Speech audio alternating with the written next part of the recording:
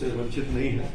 पटना में तो इससे बहुत ज्यादा है। यहाँ पर आकर के लगा के हम लोग डेंगू वार्ड में भी गए थे, मास्क लगा करके गए थे, लेकिन वहाँ 2 पेशेंट थे, 3 पहले थे, एक को डिस्चार्ज कर दिया गया और दोनों पेशेंट से बात हुई तो उन्होंने कहा कि हम लोग ठीक हैं और दवा ववा भी दिया जा रहा है।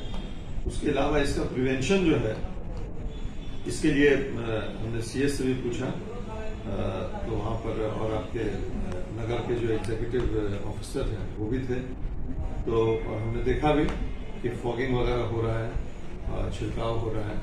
तो सबसे जरूरी है कि उसको प्रिवेंट किया जाए। डेंगू एक ऐसी बीमारी है जो जानलेवा भी हो सकती है, काफी जाने भी गई है। 2 लोगों की मौत भी हुई है खगड़िया में, अगर बात करें 2 लोगों की मौत भी हुई है और प्लेटलेट इतना गिर जाता है कि फौरन अगर उसका सही इलाज नहीं हो तो यहाँ हॉस्पिटल में किट भी आया है, उसको जानकर अब खाली बुखार आ गया या नॉर्मल फ्लू है उसमें भी लोग घबरा करके परेशान हो जाते हैं। तो हॉस्पिटल में लोग जाएं, उसको जांच करवाएं। जैसे आरटीपीसीआर था पहले कोविड में, जांच फौरन हो जाता था कि पॉजिटिव है या नेगेटिव है, उसी तरह से इसमें भी है, डेंगू में भी, कि उसका किट आया हुआ है, उसको जांच कर लें। अगर डेंगू है तब तो उसका पूरा इलाज होगा, हॉस्पिटल में इलाज है, दवाई भी है, और अगर नहीं है तो फिर घबराने की बात नहीं है। तो वहां जाकर के हमने डेंगू के लिए गए थे देखने के लिए और उसी दरमियान पूरे हॉस्पिटल का निरीक्षण भी किया। जो पीएम केयर से जो सारे एमपी के 10-10 करोड़ रुपए दिए गए थे, पीएम केयर्स में गया था। उसका कोविड का जो सेंटर है बहुत ही अच्छा मॉडर्न फैसिलिटी के साथ बना हुआ है। वहां पर ऑक्सीजन प्लांट भी पीएम केयर्स से हुआ है। तो ये 2 चीज को जाकर के हमने देखा, उसमें सारा एकदम सुचारू ढंग से है। अभी तो ऊपर वाले की दया से कोविड का प्रकोप नहीं है, लेकिन ऐसा इवेंचुअलिटी में जब अगर होगा तो हम लोग उसके लिए तैयार हैं। देखिए, उसको लेकर के हमने तो अभी छोटा सा एक सोखता के लिए, ड्रेनेज के लिए एक अपने फंड से दिया है। आरओ प्लांट हमने लगवाया था, उसमें जाने का रास्ता वो भी जल जमाव में था, जा नहीं सकते, तो उसके लिए भी हमने अपने फंड से दिया है। तो और उसके लिए आज जो पटना से जो मेडिकल टीम आई हुई है वो एकदम सघन रूप से पूरा रिपोर्ट दे रही है कि यहाँ पर के जल जमाव को हटाने के लिए क्या क्या व्यवस्था करने की जरूरत है। तो यहाँ से रिपोर्ट जाएगा, उनसे हमने कहा है कि हम लोग को भी उसके रिपोर्ट का कॉपी दीजिएगा ताकि पटना में जाकर के उसको हेल्थ सेक्रेटरी से मिल करके, माननीय मंत्री जी से मिल करके उसको हम लोग करवाएं। और खगड़िया जो आज अस्पताल, सदर हॉस्पिटल जो गए, वहां पर जिस तरह से काम हो रहा है तेजी में और सारे चीज को तोड़ ताड़ के नया मॉडर्नाइजेशन हो रहा है, हम समझते हैं कि 6 महीना में खगड़िया हॉस्पिटल का इंफ्रास्ट्रक्चर जो है बहुत अच्छा हो जाएगा। लेकिन उसके साथ साथ डॉक्टर्स का होना जरूरी है, डॉक्टर्स की कमी बिहार में है। लेकिन मंत्री जी भी, माननीय डिप्टी मंत्री जो हेल्थ के मंत्री भी हैं, उनसे भी बात हुई थी और जैसा आप लोग देख रहे हैं, सुन रहे हैं कि लगातार वो भी इंस्पेक्शन एक बैग का चले जाते हैं हॉस्पिटल में इंस्पेक्शन के लिए। हो सकता है किसी दिन खगड़िया भी आ जाए बगैर बताए हुए।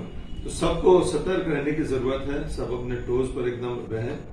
और हेल्थ ऐसी चीज है कि जिसको लेकर के सरकार की बदनामी भी हो सकती है और अच्छी खुशनामी भी हो सकती है। तो ये अच्छी बात है कि यंग मिनिस्टर हैं हेल्थ के और पूरे मुस्तैदी से काम कर रहे हैं। हमने अपने फंड से जब ये सब हो जाएगा तो एक अच्छा सा, क्योंकि गेट भी बड़ा पुराना, 30-40 साल पुराना गेट है, एकदम काई वाई जमा हुआ है, उसमें अच्छा से गेट भी बन जाएगा। वहां पर टाई वाई लग करके गेट भी बनेगा। हमने अपने फंड से, जैसा आपको बताया कि आरओ प्लांट में जाने का रास्ता भी दिया है और जो आईसीयू बेड जो सीएसआर फंड से करीब 50-55 लाख का लग रहा है, उसके बिल्डिंग का जीर्णोद्धार के लिए हमने अपने फंड से भी दिया है। डीएम साहब ने कहा था कि ये तो आईसीयू का सीएसआर से आ गया, बहुत अच्छी चीज है, लेकिन बिल्डिंग बड़ा जर्जर हालत में है, तो उसमें हम अपने फंड से उसको दे रहे हैं। तो मिला जुला करके पूरे हॉस्पिटल का जो आज निरीक्षण हुआ तो देख करके खुशी हुई कि हर वार्ड में हर जगह काम हो रही है। शौचालय जो कि ऐसा अभी 6-8 महीना पहले आए थे तो दूर से बदबू आती थी, अभी एकदम बहुत ही अच्छा शौचालय का जीर्णोद्धार हुआ है।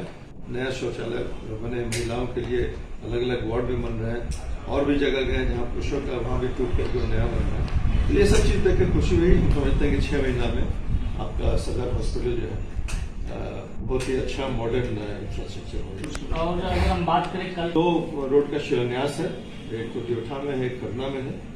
और तो वो 2 प्रोग्राम है। उसके अलावा कुछ हमारे सैनिक शहीद हुए थे, उनके यहाँ भी जाना है प्रवक्ता में। और जनसंपर्क भी है, जहाँ जाएंगे वहाँ जाहिर सी बात है कि लोगों से मिलेंगे। आज हमने छठ आने वाला है, कुछ घाटों का निरीक्षण भी किया। अफसोस की बात है कि 2-3 दिन में गंगा का स्तर जो है पानी का बहुत बढ़ गया है। इसीलिए जैसे सीरी घाट पर गए हम, जहां पर के पूरे शहर के ज्यादातर लोग वहां पर आकर के महिलाएं छठ करती हैं, तो अभी पानी से जल जमाव है जाने का। हम समझते हैं कि अगर यही स्थिति रही तो बड़ा मुश्किल होगा, कहीं और जाके करना पड़ेगा। लेकिन अभी 10 दिन समय है, वहां पर घट जाएगा। तो हमने एग्जीक्यूटिव ऑफिसर भी मेरे साथ हैं, उनको ताकीद किया है कि जैसे ही पानी का स्तर घटे यहाँ पर छिड़काव करके जो भी और सुविधा होती है सबको देने का काम करेगा। हम हुए एक जनरल यह है कि पत्रकार लोग अपना इंडिपेंडेंट होते हैं, और आप लोग को भी पत्रकारिता माने जो सही न्यूज है वो देना चाहिए, और जनप्रतिनिधि जो है उसको भी रिस्पेक्ट करना चाहिए। अगर मेरी कोई कमी है उसको आप बता रहे हैं, तो गाली गुफ्ता मारपीट नहीं कर करके हमको अपने अंदर सुधार करने की जरूरत है। सबसे गलती होती है, ऐसा नहीं है कि हम लोग काम कर रहे हैं तो हम लोग सब काम अच्छे ही कर रहे हैं। कहीं कमी है, आप लोग का काम है उसको उजागर करना, उसको बताना, और उसको हम लोग का काम है तो उसको अच्छे से लेना और उस पर ये करना। और कहीं अगर पत्रकारों के साथ मारपीट हुई है तो निंदनीय है, बहुत गलत हुआ है, ऐसा होने नहीं चाहिए। और आप लोग भी निर्भीक होकर के काम कीजिए, किसी से कोई डरने की, ना हमसे डरने की जरूरत है, ना किसी विधायक से, ना किसी जनप्रतिनिधि से डरने की जरूरत है। आप लोग अपना निर्भीक होकर काम कीजिए, और ऑब्जेक्टिव रिपोर्टिंग आप लोग का भी दायित्व है। गलत से गलत न्यूज भी बहुत छपता है, आप लोग का भी दायित्व है, और जनप्रतिनिधि का दायित्व है कि दोनों का तालमेल से काम होना चाहिए। पिछले ग्राम सड़क योजना में प्रोटोकॉल एकदम क्लियर कट है कि वो सांसद के क्षेत्र की चीज है, उसमें सांसद उद्घाटन करता होंगे और उसमें विधायक का नाम रहेगा, और जो भी सम्मानित जनप्रतिनिधि का नाम जो एमपी सजेस्ट करेंगे उसको डिपार्टमेंट देते हैं। तो दियोठा में जो प्रधानमंत्री ग्राम सड़क योजना का अभी शिलान्यास हुआ था, बिल्कुल अवैध था। उसमें बगैर मेरे जानकारी के विधायक जी जाकर के वहां पर उसको शिलान्यास कर दिए। और आपने नाम भी देखा होगा कि मेरा नाम नजर भी नहीं आता है, उनका नाम इतना बड़ा सा है। तो ये सब दिखाता है कि मतलब कि छोटापन दिखाता है। और पहले से बात हो गई उस मीटिंग में, दिशा की मीटिंग से पहले सबके जानकारी में है कि प्रधानमंत्री ग्राम सड़क योजना जो है वो एमपी जो सजेस्ट करता है उसके कहने के हिसाब से टाइम लेकर के विधायक को भी खबर करना, उनका नाम रहेगा, वो भी सम्मानित है।